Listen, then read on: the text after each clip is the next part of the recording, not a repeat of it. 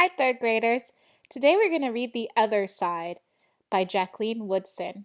Illustrations by E.B. Lewis. This book is set in a different time than today. And I want you to think about what time it was set in. Before we begin the book, I'm just going to read a little bit of the author's note. Years ago, when I began to tell the story of Clover and Annie, I had no idea the life this book would take on. I knew two things. One, I wanted this to be a story about the way in which young people could change the world each day through their seemingly simple acts of resistance. And two, that I wanted it to be a lyrical story that brought with the telling of hope. I needed that hope. By the time I sat down and began this story, I traveled all over the country and to many places outside the country as well. As I began to really see the world, I realized that so much of it was still segregated despite the work of Martin Luther King Jr. in the Civil Rights Movement. Always, I would say, what about right here in this classroom? And slowly young people would begin to look around and notice, perhaps for the first time, there is still work to be done. So we're going to begin this book, The Other Side.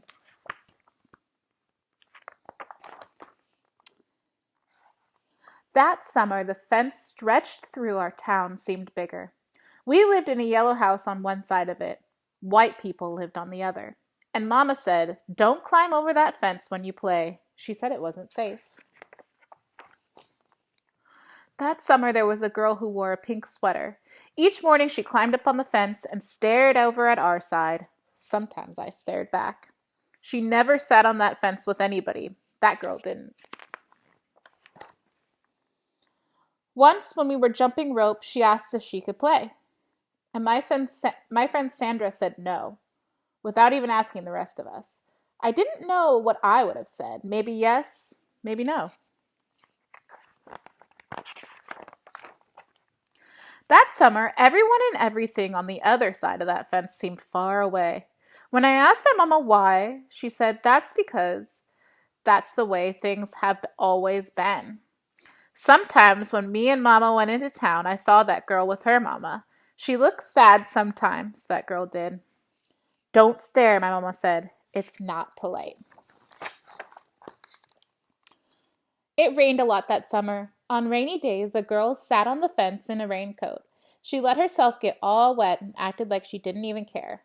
Sometimes I saw her dancing in puddles, splishing and splashing and laughing. "Mama wouldn't let me go out in the rain. That's why I bought you a rainy day toys," my mama said. "You stay inside here. It's where it's warm and safe and dry." But every time it rained, I looked for that girl, and I always found her, somewhere near the fence. Somewhere in the middle of summer, the rain stopped, and when I went outside, the grass was damp.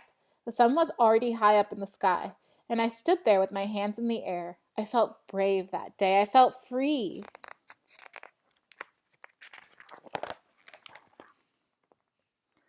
I got close to the fence, and that girl asked me my name. "Clover," I said. "My name's Annie," she said. "Annie Paul. I live over yonder," she said. "By where you see the laundry, that's my blouse hanging on the line." She smiled then. She had a pretty smile. And then I smiled, and we stood there looking back at each other, smiling. "It's nice up on this fence," Annie said. "You can see all over." I ran my hand along the fence. I reached up and touched the top of it. "A fence like this was made for sitting on," Annie said. She looked at me sideways. "My mama says I should not go on the other side," I said.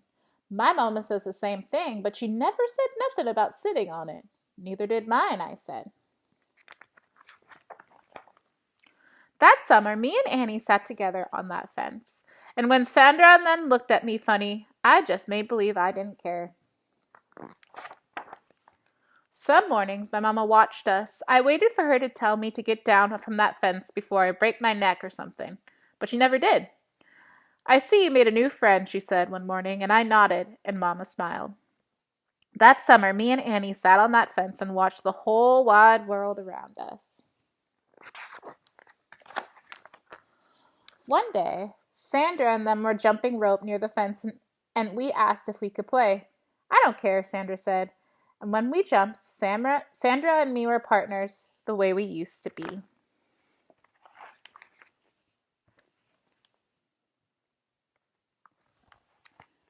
I hope you enjoyed this book.